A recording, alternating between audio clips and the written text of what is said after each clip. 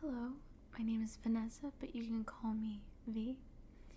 And for today, we have a different setup. I know it's a little odd.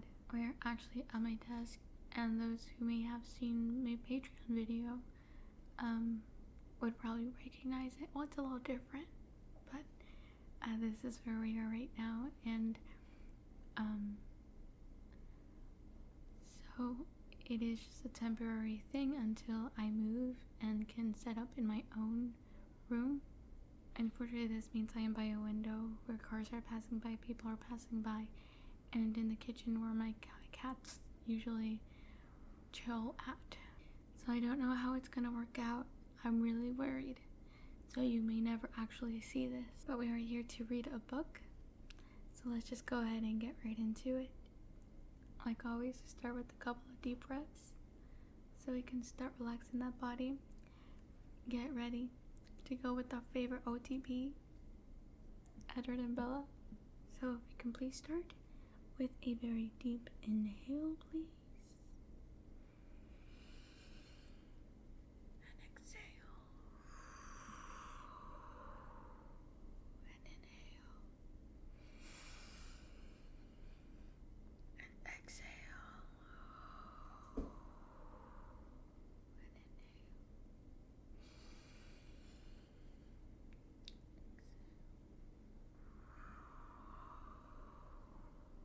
Fantastic. Okay.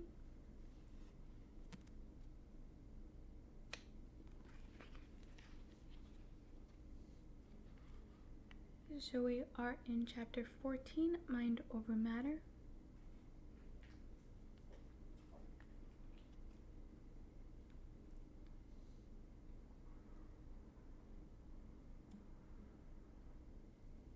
We are a very good ways in, so let's go.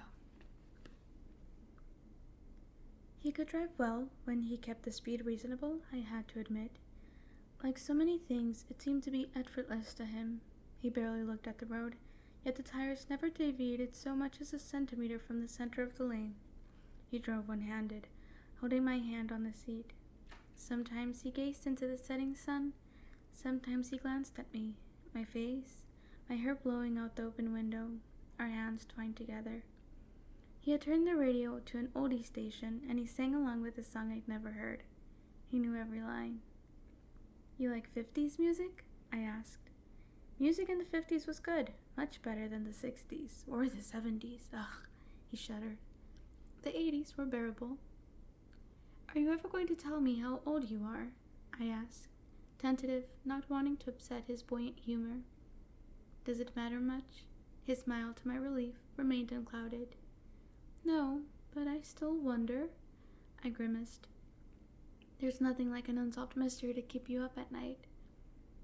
I wonder if it will upset you, he reflected to himself. He gazed into the sun. The minutes passed. Try me, I finally said. He sighed and then looked into my eyes, seeming to forget the road completely for a time. Whatever he saw there must have encouraged him. He looked into the sun. The light of the setting orb glittered off his skin in ruby-tinged sparkles, and spoke. I was born in Chicago Am I pronouncing that a little funny? Chicago in 1901. He paused and glanced at me from the corner of his eyes. My face was carefully unsurprised, patient for the rest. He smiled a tiny smile and continued. Carlisle found me in a hospital in the summer of 1918. I was 17 and dying of the Spanish influenza. He heard my intake of breath, though it was barely audible to my own ears. He looked down into my eyes again. I don't remember it well. It was a very long time ago, and human memories fade. He was lost in his thoughts for a short time before he went on. I do remember how it felt when Carlisle saved me. It's not an easy thing, not something you could forget. Your parents? They had already died from the disease. I was alone. That was why he chose me. In all the chaos of the epidemic, no one would ever realize I was gone. How did he save you? A few seconds passed before he answered. He seemed to choose his words carefully. It was difficult. Not many of us have the restraint necessary to accomplish it, but Carlyle has always been the most humane, the most compassionate of us. I don't think you could find his equal throughout all of history. He paused. For me, it was merely very, very painful. I could tell from the set of his lips he would say no more on the subject. I suppressed my curiosity, though it was far from idle. There were many things I needed to think through on this particular issue, things that were only beginning to occur to me. No doubt his quick mind had already comprehended every aspect that eluded me. His soft voice interrupted my thoughts. He acted from loneliness. That's usually the reason behind the choice. I was the first in Carlyle's family, though he found Esme soon after. She fell from a cliff. They brought her straight to the hospital morgue, though, somehow, her heart was still beating. So you must be dying, then, to become... We never said the word, and I couldn't frame it now. No, that's just Carlyle. He would never do that to someone who had another choice. The respect in his voice was profound whenever he spoke of his father figure. It is easier, he says, though, he continued, if the blood is weak. He looked at the now dark road, and I could feel the subject closing again. And Emmett and Rosalie? Carlyle brought Rosalie to her family next. I didn't realize till much later that he was hoping she would be to me what Esme was to him. He was careful with his thoughts around me. He rolled his eyes. But she was never more than a sister. It was only 2 years later that she found Emmett. She was hunting. We were in Appalachia at the time, and found a bear about to finish him off. She carried him back to Carlisle, more than 100 miles, afraid she wouldn't be able to do it herself. I'm only beginning to guess how difficult that journey was for her. He threw a pointed glass in my direction, and raised our hands, still folded together, to brush my cheek with the back of his hand. But she made it, I encouraged, looking away from the unbearable beauty of his eyes. Yes, he murmured. She saw something in his face that made her strong enough, and they've been together ever since. Sometimes they live separately from us, as a married couple, but the younger we pretend to be, the longer we can stay in any given place. Fork seemed perfect, so we all enrolled in high school. He laughed. I suppose we'll have to go to their wedding in a few years, again. Alice and Jasper? Alice and Jasper are two very rare creatures. They both developed a conscience, as we refer to it, with no outside guidance. Jasper belonged to another family, a very different kind of family. He became depressed, and he wandered on his own. Alice found him.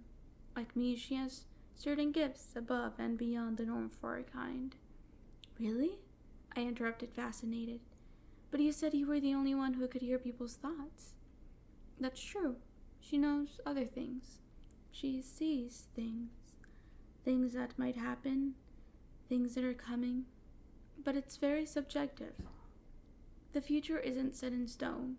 Things change. His jaw set when he said that, and his eyes started to my face in a way so quickly that I wasn't sure if I only imagined it. What kinds of things did she see? She saw Jasper and knew that he was looking for her before he knew it himself. She saw Carlyle and our family, and they came together to find us. She's most sensitive to non-humans. She always sees, for example, when another group of our kind is coming near, and any threat they may pose. And there are a lot of your kind. I was surprised. How many of them could walk among us undetected? No, not many, but most won't settle in any one place. Only those like us, who've given up hunting you people, a sly glance in my direction, can live together with humans for any length of time. We've only found one other family like ours in a small village in Alaska. We lived together for a time, but there were so many of us that we became too noticeable. Those of us who live differently tend to band together. And the others? Nomads, for the most part. We've all lived that way at times. It gets tedious, like anything else. But we run across the others now and then, because most of us prefer the north. Why is that? We were parked in front of my house now, and he turned off the truck.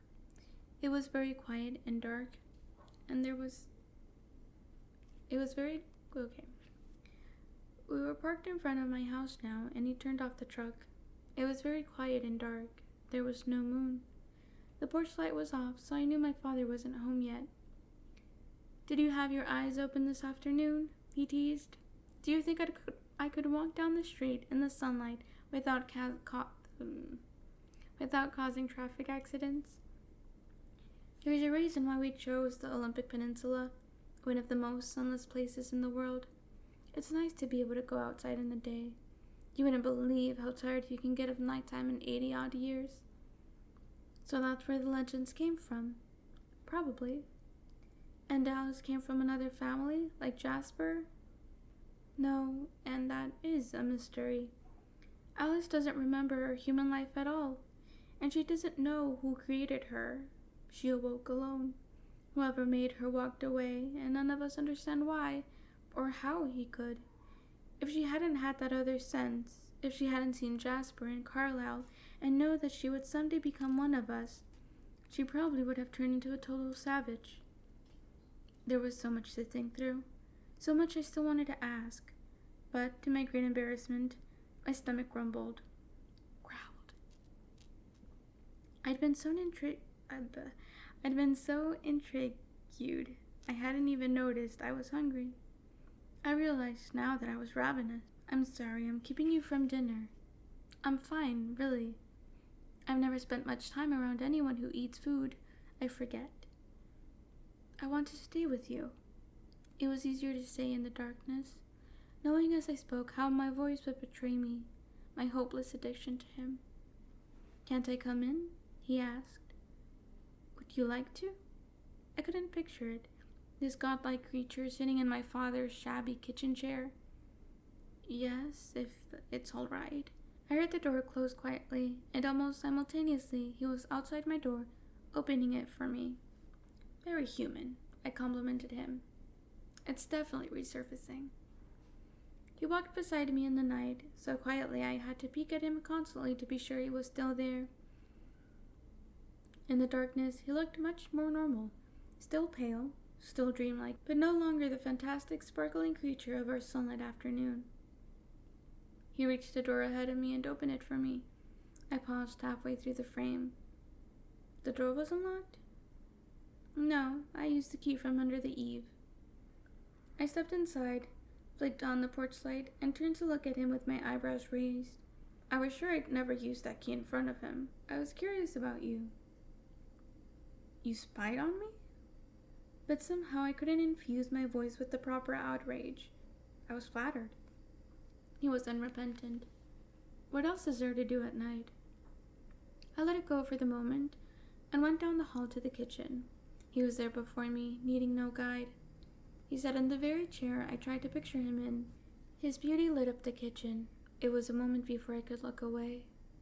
I concentrated on getting my dinner, taking last night's lasagna from the fridge, placing a square on a plate, heating it in the microwave.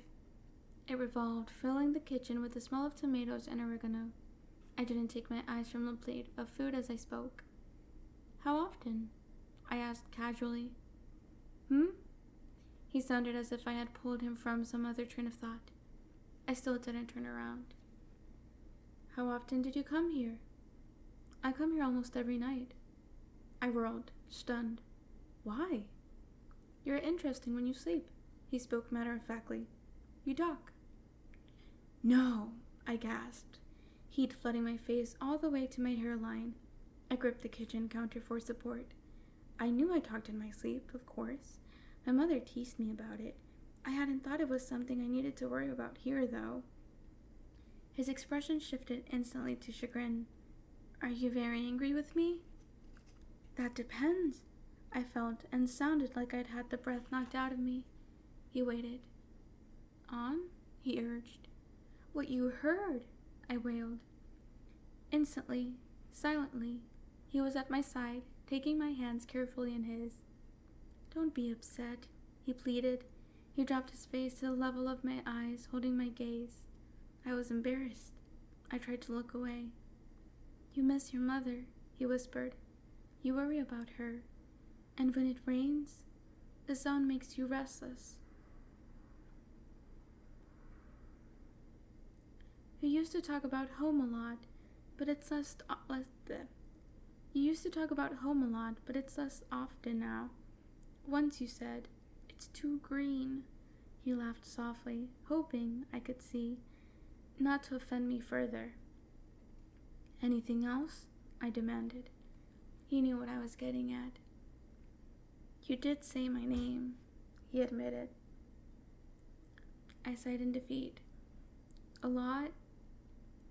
How much do you mean by a lot, exactly? Oh no. I hung my head.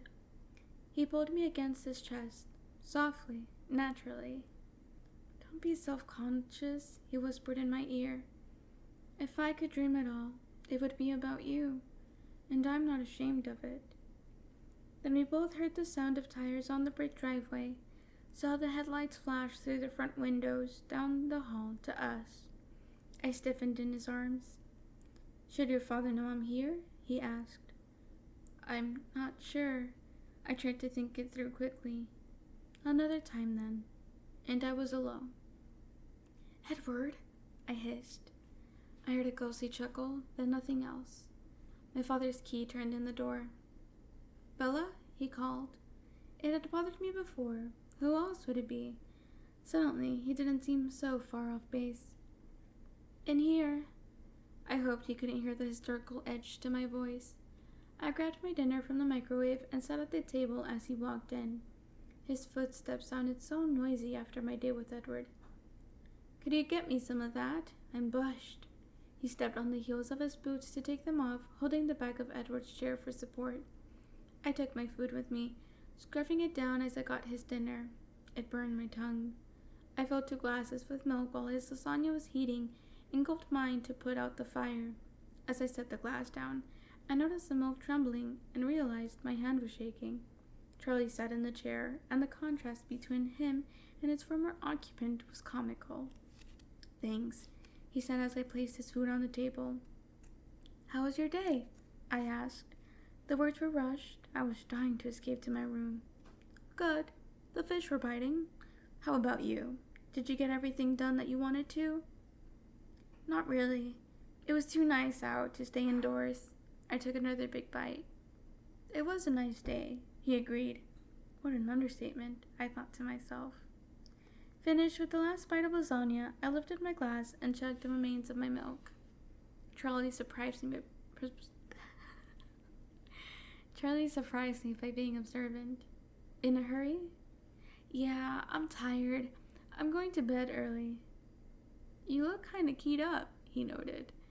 Why, oh why, did this have to be his night to pay attention? Do I? Was all I could manage in response. I quickly scrubbed my dishes clean in the sink and placed them upside down on a dish towel to dry. It's Saturday, he mused. I didn't respond. No plans tonight? He asked suddenly. No, Dad. I just want to get some sleep. None of the boys in town your type, huh? He was suspicious, but trying to play it cool. No, none of the boys have caught my eyes yet.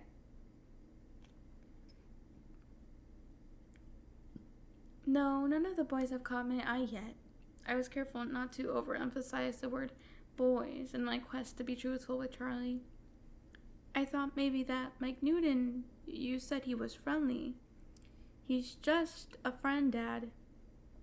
Well, you're too good for them all anyway. Wait till you get to college to start looking. Every father's dream that his daughter will be out of the house before the hormones kick in. Sounds like a good idea to me, I agreed as I headed up the stairs. Night, honey, he called after me. No doubt he would be listening carefully all evening, waiting for me to try to sneak out. See you in the morning, Dad. See you creeping into my room tonight at midnight to check on me. I worked to make my tread sound slow and tired as I walked up the stairs to my room. I shut the door loud enough for him to hear, and then sprinted on my tiptoes to the window. I threw it open and leaned out into the night. My eyes scanned the darkness, the impenetrable shadows of the trees. Edward? I whispered, feeling completely idiotic. The quiet, laughing response came from behind me. Yes? I whirled, one hand flying to my throat in surprise. He lay, smiling hugely across my bed, his hands behind his head, his feet dangling off the end, the picture of ease. Oh, I breathed, sinking unsteadily to the floor. I'm sorry. He pressed his lips together, trying to hide his amusement. Just give me a minute to restart my heart. He sat up slowly, so as not to startle me again. Then he leaned forward and reached out with his long arms to pick me up, gripping the tops of my arms like I was a toddler. He sat me on the bed beside him. Why don't you sit with me? He suggested, putting a cold hand on mine. How's the heart? You tell me. I'm sure you hear it better than I do. I felt his quiet laughter shake the bed. We sat there for a moment in silence, both listening to my heartbeat slow. I thought about having Edward in my room, with my father in the house. Can I have a minute to be human? I asked. Certainly, he gestured with one hand that I should proceed. Stay, I said, trying to look severe. Yes, ma'am. And he made a show of becoming a statue on the edge of my bed. I hopped up, grabbing my pajamas from off the floor, my bag of toiletries off the desk. I left the light off and slipped out, closing the door. I could hear the sound from the TV rising up the stairs. I banged the bathroom door loudly so Charlie wouldn't come up to bother me. I meant to hurry. I brushed my teeth fiercely, trying to be thorough and speedy, removing all traces of lasagna. But the hot water of the shower couldn't be rushed. It unknotted the muscles in my back, calmed my pulse. The familiar smell of my shampoo made me feel like I might be the same person I had been this morning. I tried not to think of Edward sitting in my room, waiting, because then I had to start all over with the calming process. Finally, I couldn't delay any more. I shut off the water, toweling hastily, rushing again. I pulled on my holey t-shirt and gray sweatpants, too late to regret not packing the Victoria's Secret silk pajamas my mother got me 2 birthdays ago, which still had the tags on them in a drawer somewhere back home. I rubbed the towel through my hair again, and then yanked the brush through it quickly. I threw the towel in the hamper, flung my brush and toothpaste into my bag. Then I dashed down the stairs so Charlie could see that I was in my pajamas with wet hair. Night, Dad. Night, Bella. He did look startled by my appearance. Maybe that would keep him from checking on me tonight. I took the stairs 2 at a time, trying to be quiet, and flew into my room, closing the door tightly behind me. Edward hadn't moved a fraction of an inch, a carving of Adonis perched on my faded quilt. I smiled, and his lips twitched, the statue coming to life. His eyes appraised me, taking in the damp hair, the tattered shirt. He raised one eyebrow. Nice, I grimaced. No, it looks good on you. Thanks, I whispered. I went back to his side, sitting cross-legged beside him. I looked at the lines in the wooden floor. What was all that for? Charlie thinks I'm sneaking out. Oh, he contemplated that. Why? As if he couldn't know Charlie's mind much more clearly than I could guess. Apparently, I look a little overexcited. He lifted my chin, examining my face. You look very warm, actually. He bent his face slowly to mine, laying his cool cheek against my skin. I held perfectly still. He breathed.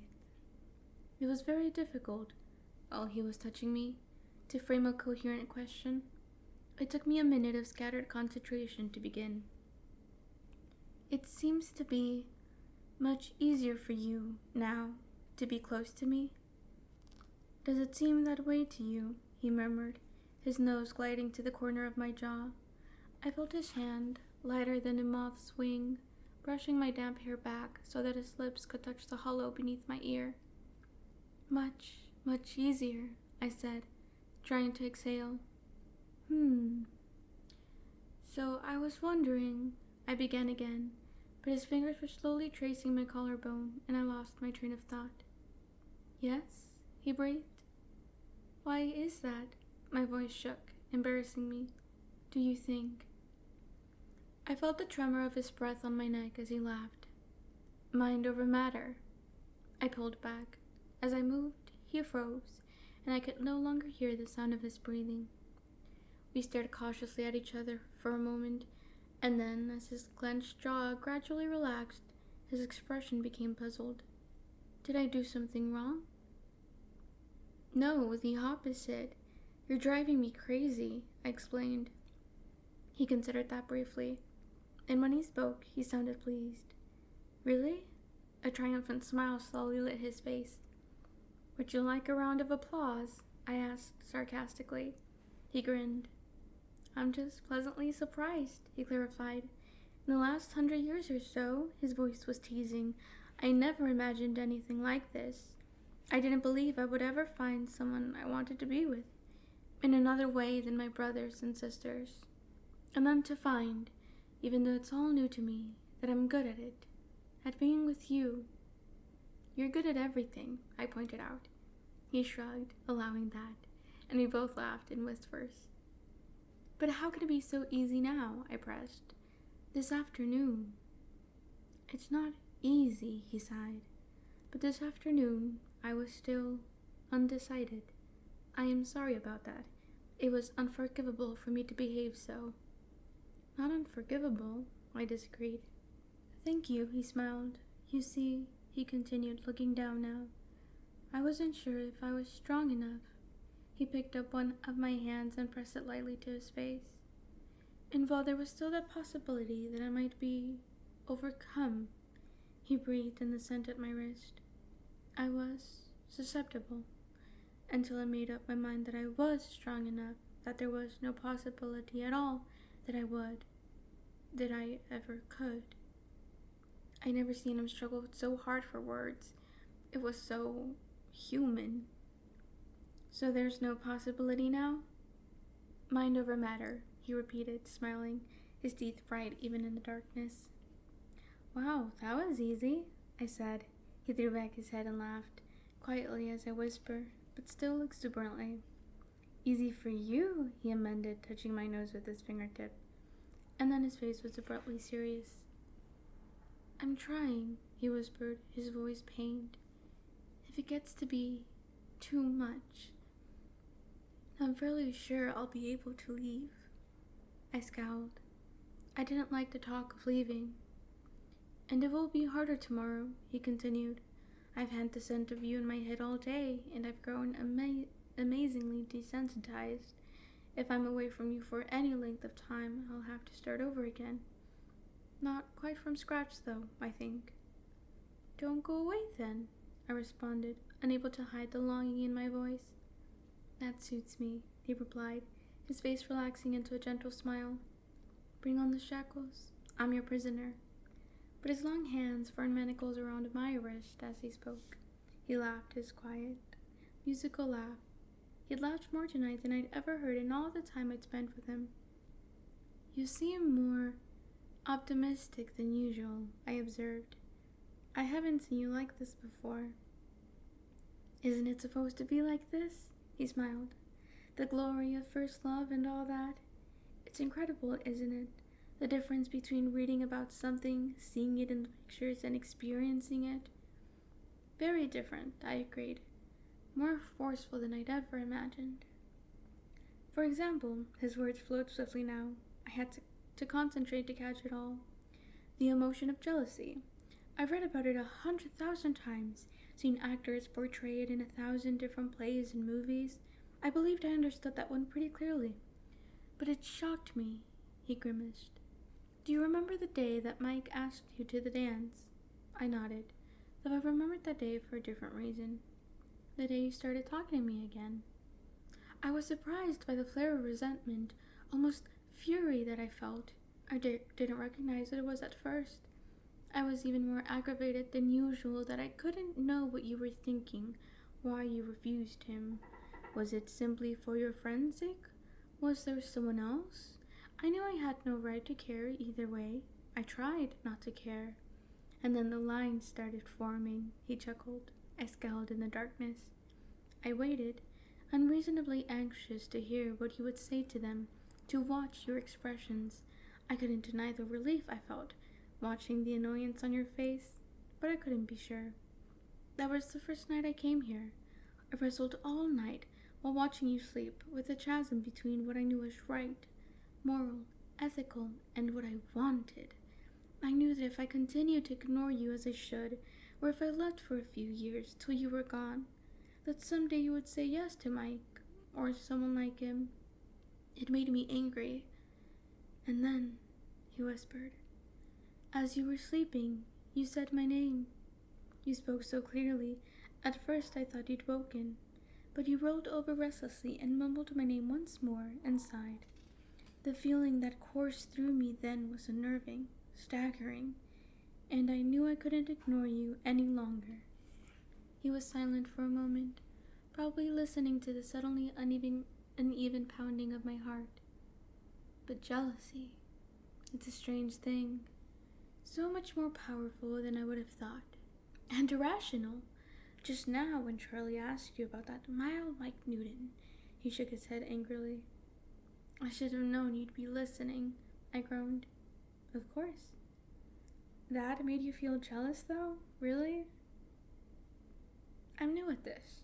You're resurrecting the human in me, and everything feels stronger because it's fresh.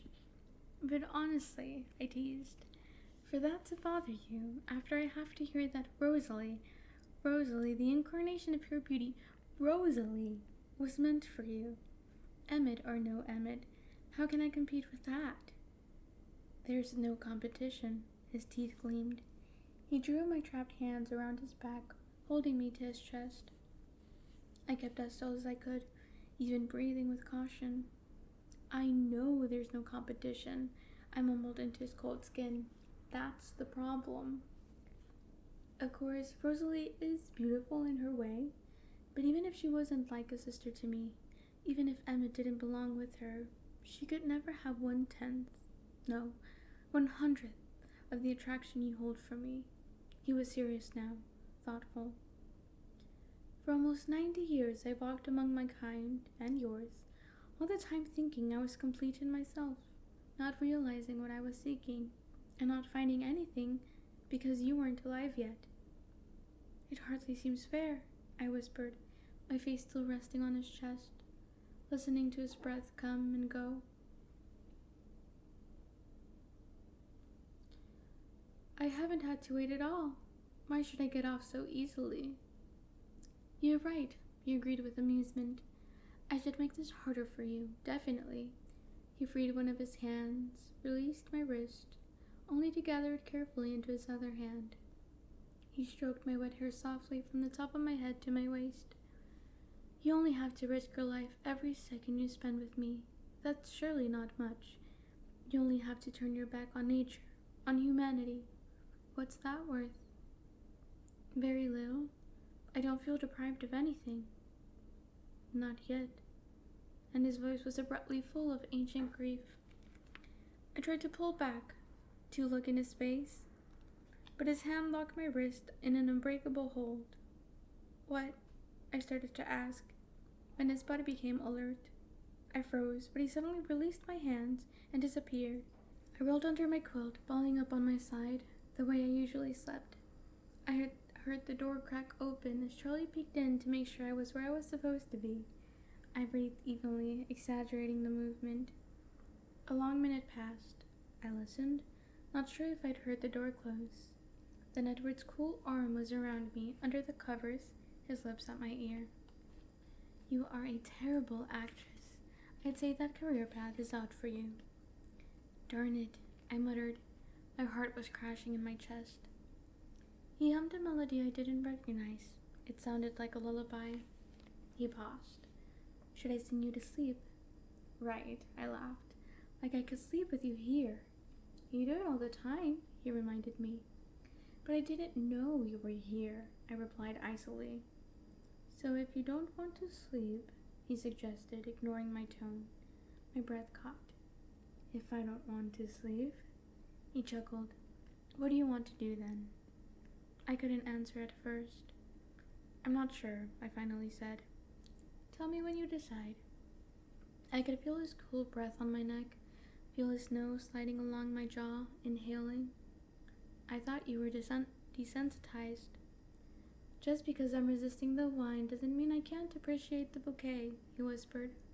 You have a very floral smell, like lavender or freesia, he noted. It's mouth-watering. Yeah, it's enough day when I don't get somebody telling me how edible I smell. He chuckled and then sighed. I've decided what I want to do, I told him. I want to hear more about you. Ask me anything. I sifted through my questions for the most vital. Why do you do it? I said. I still don't understand how you can work so hard to resist what you are. Please don't misunderstand. Of course, I'm glad that you do. I just don't see why you would bother in the first place. He hesitated before answering. That's a good question, and you are not the first one to ask it. The others, the majority of our kind who are quite content with their lot, they too wonder at how we live. But you see, just because we've been dealt a certain hand, it doesn't mean that we can't choose to rise above, to conquer the boundaries of a destiny that none of us wanted, to try to retain whatever essential humanity we can. I lay unmoving, locked in odd silence. Did you fall asleep? He whispered after a few minutes. No. Is it all you were curious about? I rolled my eyes. What else do you want to know? Why can you read minds? Why only you? And Alice seeing the future, why does that happen? I felt him shrug in the darkness. We don't really know. Carlyle has a theory.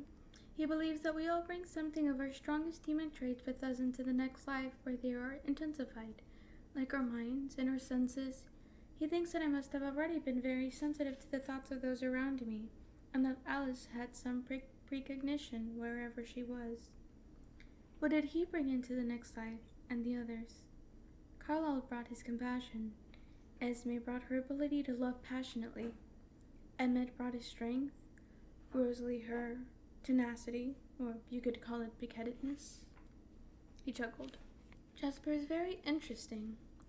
He was quite charismatic in his first life, able to influence those around him to see things his way.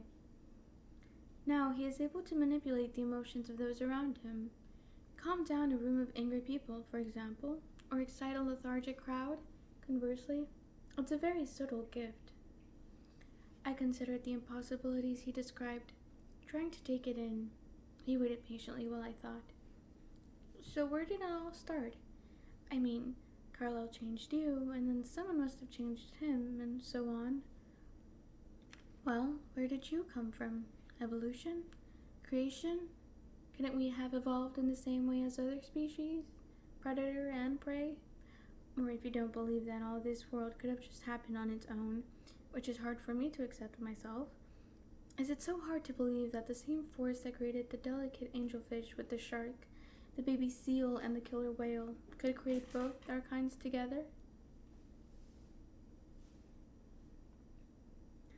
Let me get this straight. I'm the baby seal, right?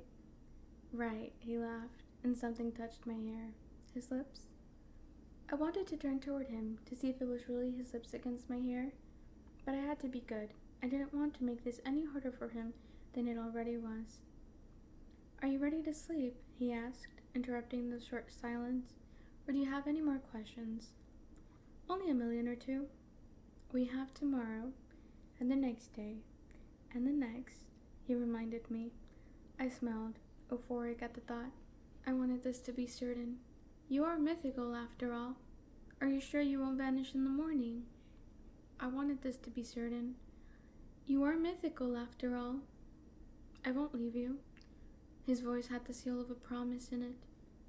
One more, then, tonight. And I blushed. The darkness was no help. I'm sure he could feel the sudden warmth under my skin. What is it? No, forget it. I changed my mind. Bella, you can ask me anything. I didn't answer, and he groaned. I keep thinking it will get less frustrating not hearing your thoughts, but it just gets worse and worse. I'm glad you can't read my thoughts. It's bad enough that you eavesdrop on my sleep talking. Please? His voice was so persuasive, so impossible to resist. I shook my head. If you If you don't tell me, I'll just assume it's something much worse than it is, he threatened darkly. Please? Again, that pleading voice. Well, I began, glad that he couldn't see my face. Yes? You said that Rosalie and Emmett will get married soon. Is that marriage the same as it is for humans? He laughed in earnest now, understanding. Is that where you're getting at? Sorry, too much humor entered my voice. Is that what you're getting at? I fidgeted, unable to answer.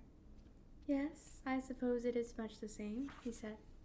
I told you, most of those human desires are there, just hidden behind more powerful desires. Oh, was all I could say. Was there a purpose behind your curiosity? Well, I did wonder about you and me someday. He was instantly serious. I could tell by the sudden stillness of his body. I froze too, reacting automatically. I don't think that would be possible for us. Because it would be too hard for you if I were that close. That's certainly a problem, but that's not what I was thinking of. It's just that you are so soft, so fragile. I have to mind my actions every moment that we're together so that I don't hurt you. I could kill you quite easily, Bella, simply by accident. His voice had become just a soft murmur. He moved his icy palm to rest it against my cheek. If I was too hasty, if for 1 second I wasn't paying enough attention, I could reach out, meaning to touch your face, and crush your skull by mistake. You don't realize how incredibly breakable you are. I can never afford to lose any kind of control when I'm with you. He waited for me to respond, growing anxious when I didn't. Are you scared? He asked. I waited for a minute to answer so the words would be true. No, I'm fine. He seemed to deliberate for a moment. I'm curious now, though, he said, his voice light again. Have you ever? He trailed off suggestively. Of course not. I flushed. I told you, I've never felt like this about anyone before, not even close. I know. It's just that I know other people's thoughts. I know love and lust don't always keep the same company. They do for me. Now, anyway, that they exist for me at all, I sighed. That's nice. We have that one thing in common, at least. He sounded satisfied. Your human instincts, I began. He waited. Well, do you find me attractive in that way at all? He laughed and lightly rumpled my nearly dry hair. I may not be a human, but I am a man, he assured me. I yawned involuntarily. I've answered your questions, now you should sleep, he insisted. I'm not sure if I can. Do you want me to leave? No, I said too loudly. He laughed and then began to hum that same unfamiliar lullaby, the voice of an archangel, soft in my ear. More tired than I realized, exhausted from the long day of mental and emotional stress like I'd never felt before, I drifted to sleep in his cold arms. I just can't help to think. Obviously, the first time I read this, I was like, oh, it's not that big of a deal, surely, whatever. But now that I have been in a relationship, but now that I am more familiar with but now that I just know how nice a warm hug is, it's like when it's not warm, how nice can it actually be, But whatever. That was chapter 14.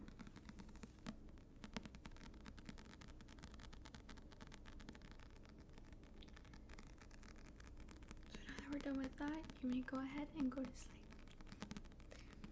And I'll see you in the next chapter.